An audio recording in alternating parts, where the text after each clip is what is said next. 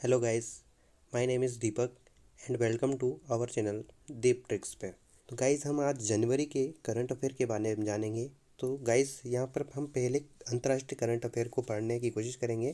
तो यहाँ पर हमारा पहला क्वेश्चन है अंतर्राष्ट्रीय करंट अफेयर का कि कौन सा देश यूरो को अपनी करेंसी के रूप में अपना लिया है। जो क्रोएशिया देश है उसने यूरो को अपनी करेंसी के रूप में अपना लिया है। सेकेंड हमारा जो क्वेश्चन है वो आता है कि किसने छठी बार इजराइल के प्रधानमंत्री के रूप में शपथ ली है। तो वो कौन है जिसने इजराइल के प्रधानमंत्री के रूप में छठी बार शपथ ली है। तो वह बेंजामिन नेतन्याहू जी। बेंजामिन नेतन्याहू छठी बार इजराइल के प्रधानमंत्री बने हैं। वह इजराइल के सबसे लंबे समय तक काम करने वाले प्रधानमंत्री हैं। उन्हें 120 सदस्यीय नेसेट इजराइल संसद, नेसेट यानी कि इजराइल संसद को नेसेट बोलते हैं, में 63 सदस्यों का समर्थन प्राप्त हुआ है। विश्वास मत के दौरान 54 सांसदों ने उनकी सरकार के खिलाफ मतदान किया है। नेक्स्ट क्वेश्चन की ओर बढ़ते हैं। तो हमारा थर्ड क्वेश्चन है कि ब्राज़ील के नए राष्ट्रपति कौन बने हैं। तो ब्राज़ील के जो नए राष्ट्रपति हैं वो लुइस इनासियो लुला दा सिल्वा बने हैं। अब हम आगे की ओर पढ़ते हैं। तो दक्षिणपंथी विचारधारा रखने वाले मौजूदा राष्ट्रपति जायर बोल्सोनारो को हराकर लुइस इनासियो लुला दा सिल्वा ने जीत हासिल कर ली है और ब्राज़ील के 39वें राष्ट्रपति के रूप में शपथ ली है। वह तीसरे राष्ट्रपति कार्यकाल की शुरुआत करेंगे। लुला ने 2003 और 2010 के बीच लगातार 2 बार ब्राज़ील पर शासन किया है। अगले क्वेश्चन की ओर आते हैं। फोर्थ क्वेश्चन है हमारा, वर्ष 2023 के पहले 6 महीनों के लिए किस देश ने यूरोपीय संघ परिषद की अध्यक्षता संभाली है। तो वो है स्वीडन देश। स्वीडन देश ने यूरोपीय संघ परिषद की अध्यक्षता संभाली है। स्वीडन ने 1 जनवरी 2023 को वर्ष के पहले 6 महीनों के लिए यूरोपीय संघ परिषद की अध्यक्षता ग्रहण की है। चेक गणराज्य ने 2022 की दूसरी छमाही में परिषद का नेतृत्व किया था। स्वीडन तीसरी बार परिषद की अध्यक्षता ग्रहण की है। यूरोपीय संघ परिषद की अध्यक्षता यूरोपीय संघ के सदस्य देशों के बीच 6 महीने में बदलती रहती है। हम फिफ्थ क्वेश्चन की ओर बढ़ते हैं। तो कौन सा देश हाइड्रोजन ट्रेन शुरू करने वाला दूसरा देश बन गया है। तो वो देश है चीन। चीन जो है वो हाइड्रोजन संचालित ट्रेन शुरू करने वाला एशिया का पहला और दुनिया का दूसरा देश बन गया है। दुनिया की पहली हाइड्रोजन ट्रेन जर्मनी में शुरू की गई थी और दूसरी कहाँ पर की गई है, चीन में की गई है। आगे देखते हैं। तो जर्मनी में हाइड्रोजन ट्रेन एल्स्टोम द्वारा बनाई गई है। एल्स्टोम फ्रांस की रेल परिवहन कंपनी है। यह ट्रेन एक बार में 1000 किलोमीटर तक जा सकती है और इसकी अधिकतम गति 140 किलोमीटर प्रति घंटा है। अगले क्वेश्चन की ओर आगे बढ़ते हैं। तो सिक्स्थ क्वेश्चन है, यूएनएससी के गैर स्थायी सदस्यों का कार्यकाल कितने वर्ष का होता है। तो यह कार्यकाल 2 वर्ष का होता है। 3 जनवरी को इक्वाडोर, जापान, माल्टा, मोजाम्बिक और स्विट्ज़रलैंड ने आधिकारिक तौर पर यूएनएससी के गैर स्थायी सदस्यों के रूप में अपना 2 साल का कार्यकाल शुरू किया है। 5 नवीनतम सदस्य भारत, आयरलैंड, केन्या, मेक्सिको और नॉर्वे की जगह ले रहे हैं। 7वें नंबर क्वेश्चन की ओर आते हैं। 7वां क्वेश्चन है, अंतर्राष्ट्रीय कोलकाता पुस्तक मेला 2023 का थीम देश कौन होगा। तो ये देश होगा स्पेन। स्पेन अंतर्राष्ट्रीय कोलकाता पुस्तक मेले का थीम देश होगा। स्पेन दूसरी बार थीम देश है। पुस्तक मेले का आयोजन publishers and book sellers guild द्वारा किया जाएगा। यह मेला 31 जनवरी से 12 फरवरी 2023 तक कोलकाता के पास साल्ट लेक में स्थित सेंट्रल पार्क मेला ग्राउंड, जिसे बोई मेला प्रांगण के नाम दिया गया है, में आयोजित किया जाएगा। तो 8th क्वेश्चन है, किस देश ने चीन के सहयोग से पोखरा रीजनल इंटरनेशनल एयरपोर्ट प्रिया का उद्घाटन किया है। यानी कि नेपाल देश ने इसका उद्घाटन किया है। नेपाल के प्रधानमंत्री पुष्पकमल दहल प्रचंड ने पोखरा में चीनी सहायता से निर्मित देश के तीसरे अंतर्राष्ट्रीय हवाई अड्डे का उद्घाटन किया है। पोखरा रीजनल इंटरनेशनल एयरपोर्ट नेपाल चीन बेल्ट एंड रोड इनिशिएटिव सहयोग की एक प्रमुख परियोजना है, जिसका निर्माण चीनी ऋण सहायता से किया गया था। 9th नंबर के क्वेश्चन की ओर आते हैं। तो रोज क्रिस्टियाना ओसोका रापोंडा को किस देश का उपराष्ट्रपति नियुक्त किया गया है? तो गेबोन देश का उपराष्ट्रपति नियुक्त किया गया है। एलेन क्लाउड बिलीबॉय नेज ने गेबोन की पहली महिला प्रधानमंत्री रोज क्रिस्टियन ओसोका रापोंडा की जगह ली है। ओसोका रापोंडा गेबोन की पहली महिला उपराष्ट्रपति बनी। बिली बाय नेज ने 45 मंत्रियों से मिलकर एक नई सरकार बनाई। वह गेबोन के राष्ट्रपति अली बोंगो के करीबी सहयोगी हैं। अली बोंगो ओडिम्बा गेबोन के वर्तमान राष्ट्रपति हैं। अगले क्वेश्चन की ओर आते हैं। तो भारतीय मूल की मनप्रीत मोनिका सिंह ने किस देश में पहली महिला सिख न्यायाधीश के रूप में शपथ ली है? तो वो ली है संयुक्त राज्य अमेरिका।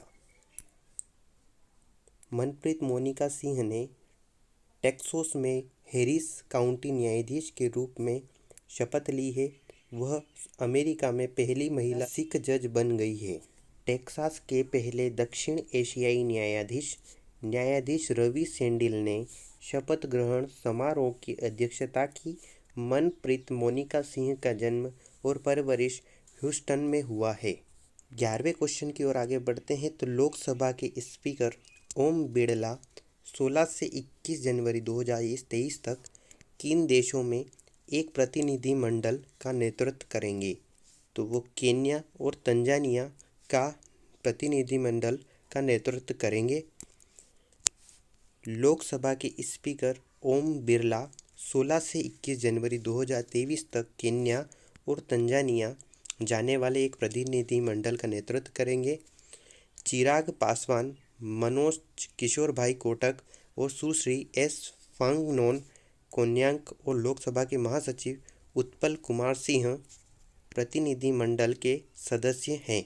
12वें क्वेश्चन की ओर आगे बढ़ते हैं। तो किस देश ने 11 जनवरी 2023 को सूडान इबोला वायरस के कारण होने वाले इबोला रोग के प्रकोप की समाप्ति की घोषणा की है? तो ये की है युगांडा देश ने की है।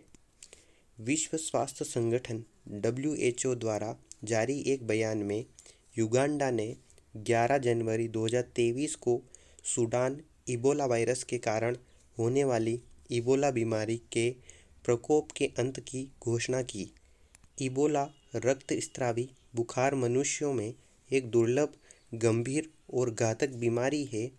यह वायरस जंगली जानवरों से इंसानों में फैलता है।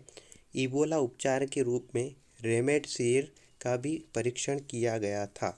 नेक्स्ट क्वेश्चन 30 नंबर क्वेश्चन की ओर बढ़ते हैं। तो सोनिया गुजरारा को जनवरी 2022 में किस देश के स्वदेशी लोगों के नए मंत्रालय के पहले मंत्री के रूप में नियुक्त किया गया है? तो वो नियुक्त किया गया है ब्राज़ील की। ब्राज़ील के राष्ट्रपति लुइस इनासियो लुला डा सिल्वा ने जनवरी 2022 में सोनिया गुजरारा को स्वदेशी लोगों के नए मंत्रालय के पहले मंत्री के रूप में घोषित किया है। सोनिया गुजरारा व्यापक रूप से ब्राज़ील की स्वदेशी जनजातियों के मुख्य समूह के नेता के रूप में जानी जाती है और अमेज़न गुजरारा की सदस्य है।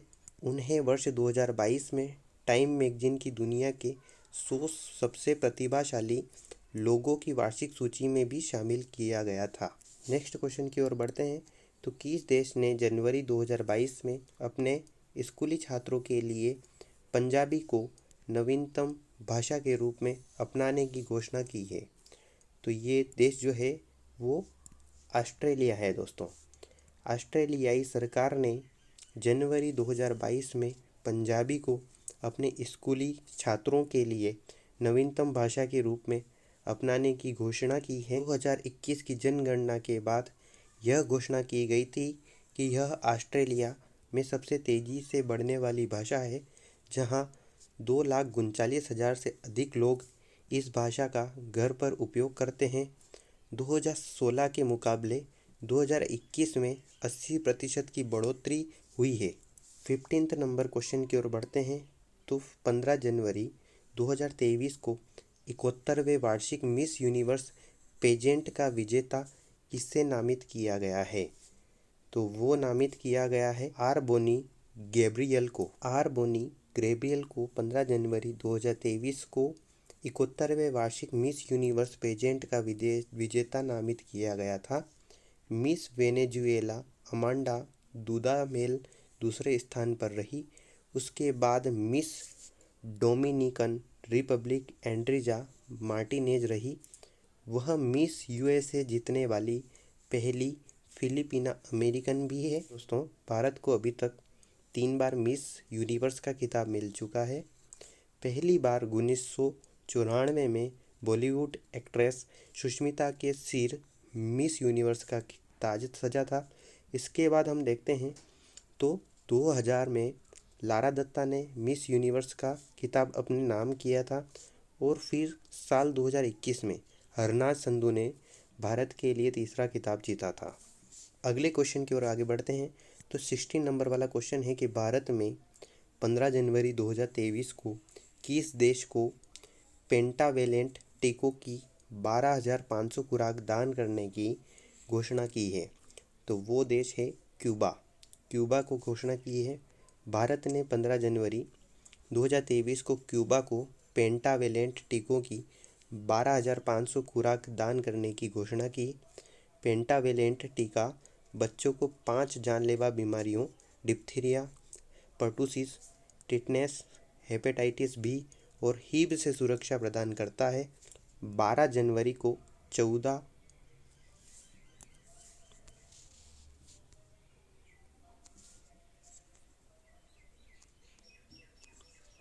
जनवरी से 14 जनवरी 2023 तक विदेश राज्य मंत्री मीनाक्षी लेखी की क्यूबा की आधिकारिक यात्रा के दौरान इसकी घोषणा की गई थी। 70 नंबर क्वेश्चन की ओर बढ़ते हैं। तो कौन सा देश अपने 75वें स्वतंत्रता दिवस पर भारत के पहले पीएम जवाहरलाल नेहरू के चित्र सहित डाक टिकट जारी करेगा? तो वो है श्रीलंका। श्रीलंका अपने 75वें राष्ट्रीय स्वतंत्रता दिवस समारोह के हिस्से के रूप में श्रीलंका ने एक स्मारक डाक टिकट जारी करने का फैसला किया है, जिसमें भारत के पहले प्रधानमंत्री जवाहरलाल नेहरू का चित्र शामिल है। तो राष्ट्रीय स्वतंत्रता दिवस समारोह का मुख्य समारोह 4 फरवरी को राष्ट्रपति रानिल विक्रमसिंघे और प्रधानमंत्री दिनेश गुणवर्धने की उपस्थिति में आयोजित किया जाएगा। 18 नंबर क्वेश्चन की ओर बढ़ते हैं। तो निम्नलिखित में से किस देश ने भारी विरोध के बाद आपातकाल की घोषणा की है? तो वो देश है पेरू देश। पेरू की राजधानी लीमा के साथ साथ कस्को, पूर्णो और केलाओ बंदरगाह आपातकाल की स्थिति में है। सरकार ने यह कदम राष्ट्रपति दीना बोलुआर्टे के खिलाफ 1 हफ्ते तक चले विरोध के बाद उठाया है। आपातकाल की स्थिति 30 दिनों के लिए प्रभावी रहेगी। यह कानून और व्यवस्था बनाए रखने के लिए सेना को हस्तक्षेप करने के लिए अधिकृत करती है। 19 क्वेश्चन की ओर बढ़ते हैं। तो 17 जनवरी 2023 को अमेरिका राज्य कैलिफोर्निया में ओकलैंड सिटी काउंसिल सदस्य के रूप में शपथ लेने वाले सबसे कम उम्र की और पहली अश्वेत LGBTQ महिला कौन बन गई है? तो वो बन गई है जननी रामचंद्रन। भारतीय अमेरिकी अटॉर्नी जननी रामचंद्रन 17 जनवरी 2023 को अमेरिकी राज्य कैलिफोर्निया में ओकलैंड सिटी काउंसिल के सदस्य के रूप में शपथ लेने वाली सबसे कम उम्र की पहली अश्वेत LGBTQ महिला बन गई है। वह वर्तमान में एशियन एंड पैसिफिक आइलैंडर अमेरिकी अफेयर्स पर कैलिफोर्निया आयोग में कार्य करती है। वह पहले city of Oakland public ethics commission में कमिश्नर के रूप में भी काम कर चुकी है। 20 क्वेश्चन की ओर आगे बढ़ते हैं। तो जेसिंडा अर्डन ने प्रधानमंत्री पद से इस्तीफा देने की घोषणा की है। वह किस देश के प्रधानमंत्री हैं? वह न्यूजीलैंड के प्रधानमंत्री हैं। दक्षिण पश्चिम प्रशांत महासागर में स्थित न्यूजीलैंड देश की पीएम जेसिंडा अर्डन अगले महीने अपने पद से इस्तीफा दे देंगी। उनका कार्यकाल 7 फरवरी तक समाप्त हो जाएगा। वह 2017 में न्यूजीलैंड की 40वीं प्रधानमंत्री बनी थी। अर्डन पहली बार 2008 में आम चुनाव में संसद चुनी गई थी। न्यूजीलैंड देश दक्षिणी पश्चिमी प्रशांत महासागर में स्थित है। 21 क्वेश्चन की ओर बढ़ते हैं। तो कौन सा देश भारत का चौथा सबसे बड़ा व्यापारिक भागीदार बन गया है? तो वो रूस बन गया है। रूस भारत का चौथा सबसे बड़ा व्यापारिक भागीदार बन गया। अप्रैल दिसंबर की अवधि के दौरान रूस से आयात 5 गुना बढ़ाकर 32.9 अरब डॉलर हो गया है। रूस से भारत आयात में कच्चे तेल और उर्वरक 2 प्रमुख योगदान करता है। जेसिंडा अर्डन की जगह न्यूजीलैंड के 41वें प्रधानमंत्री के रूप में कौन कार्यभार संभालेगा? क्रिस हिपकिंस जो है वो कार्यभार संभालेंगे। न्यूजीलैंड के पूर्व कोविड-19 प्रतिक्रिया मंत्री क्रिस हिपकिंस प्रधानमंत्री के रूप में जेसिंडा अर्डन की जगह लेंगे। अर्डन ने अपने दूसरे कार्यकाल में 3 साल पूरे करने के बाद पीएम पद से इस्तीफे की घोषणा की है। हिपकिंस देश के 41वें प्रधानमंत्री के रूप में कार्यभार संभालेंगे। शिक्षा विभाग संभालने के अलावा हिपकिंस पुलिस और सार्वजनिक सेवा मंत्री और सदन के नेता भी हैं।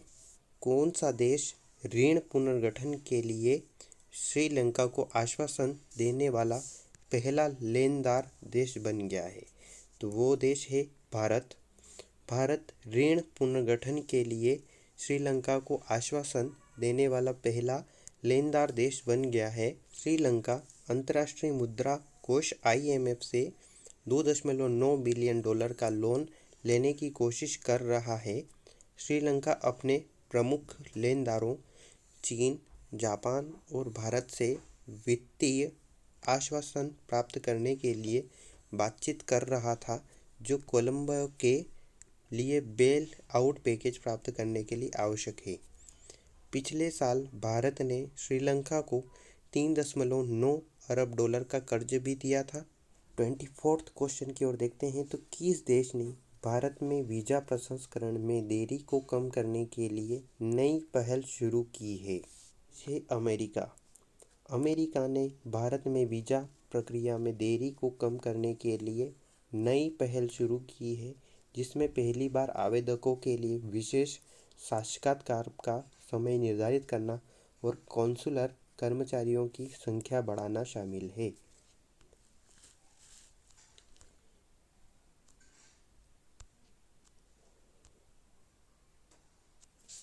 21 जनवरी को दिल्ली में अमेरिकी दूतावास और मुंबई, चेन्नई, कोलकाता और हैदराबाद में वाणिज्य दूतावासों ने वीज़ा बैकलॉग को कम करने के लिए बहुआयामी दृष्टिकोण के हिस्से के रूप में विशेष शनिवार साक्षात्कार दिन स्पेशल सैटरडे इंटरव्यू डेज आयोजित किया।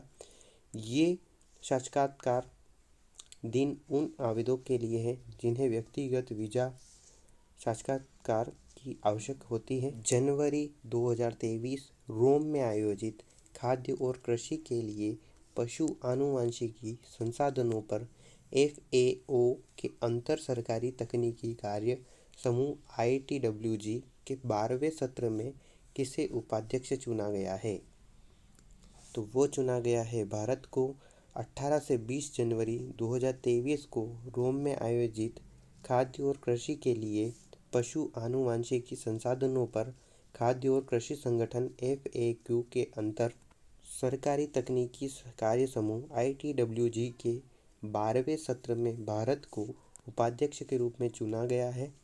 भारत के राष्ट्रीय समन्वयक डॉक्टर BN त्रिपाठी को ITWG के 12वें सत्र के उपाध्यक्ष और रेपोट्रेयर के रूप में चुना गया और उन्होंने एशिया और प्रशांत क्षेत्र का प्रतिनिधित्व किया। 26 क्वेश्चन की ओर आगे बढ़ते हैं। तो शंघाई सहयोग संगठन SCO फिल्म महोत्सव 23 से 31 जनवरी को कहाँ आयोजित किया जाएगा? तो ये फिल्म महोत्सव मुंबई में आयोजित किया जाएगा। केंद्रीय सूचना और प्रसारण मंत्रालय राष्ट्रीय फिल्म विकास निगम के माध्यम से मुंबई में SCO फिल्म महोत्सव का आयोजन करेगा। यह SCO में भारत की अध्यक्षता को चिन्हित करने के लिए आयोजित किया जाएगा। 27 जनवरी को कला प्रदर्शन के लिए राष्ट्रीय केंद्र NCPA के जमशेद बाबा थिएटर में उद्घाटन समारोह आयोजित किया जाएगा। तमिल फिल्म अप्पा था महोत्सव की पहली फिल्म होगी। उत्तरी अटलांटिक संधि संगठन नाटो सैन्य समिति के पूर्व अध्यक्ष पेट्र पावेल किस देश के नए राष्ट्रपति बने हैं? तो वो चेक गणराज्य के राष्ट्रपति बने हैं। उत्तरी अटलांटिक संधि संगठन नाटो सैन्य समिति के पूर्व अध्यक्ष पेट्र पावेल चेक गणराज्य के नए राष्ट्रपति बन गए हैं। पेट्र पावेल मार्च महीने में विवादास्पद राष्ट्रपति मिलोस ज़ेमेन की जगह लेंगे। पेट्र पावेल ने अपने प्रतिद्वंदी और विवादास्पद राष्ट्रपति मिलोस ज़ेमेन को बदलने के लिए एक रन ऑफ वोट में अरबपति लेडी बेबीज को हरा दिया है। तो दोस्तों, आपको हमारे ये अंतर्राष्ट्रीय करंट अफेयर जो कि 1EQ द्वारा तैयार किए गए हैं, आपको कैसे लगे हैं? अगर ये अच्छे लगे हैं तो आप हमारा चैनल मिस्टर दीपक ट्रिक्स को सब्सक्राइब कर दीजिए और इस वीडियो को लाइक, शेयर और कमेंट कर दीजिए। अगर इस करंट अफेयर का आपको PDF चाहिए तो आप 1EQ टेलीग्राम चैनल पर आप इस PDF को प्राप्त कर सकते हैं, जिसका लिंक डिस्क्रिप्शन बॉक्स में दे दिया जाएगा। यदि आप करंट अफेयर की बुक परचेस करना चाहते हैं तो भी आप 1EQ ऐप पर परचेस कर सकते हैं।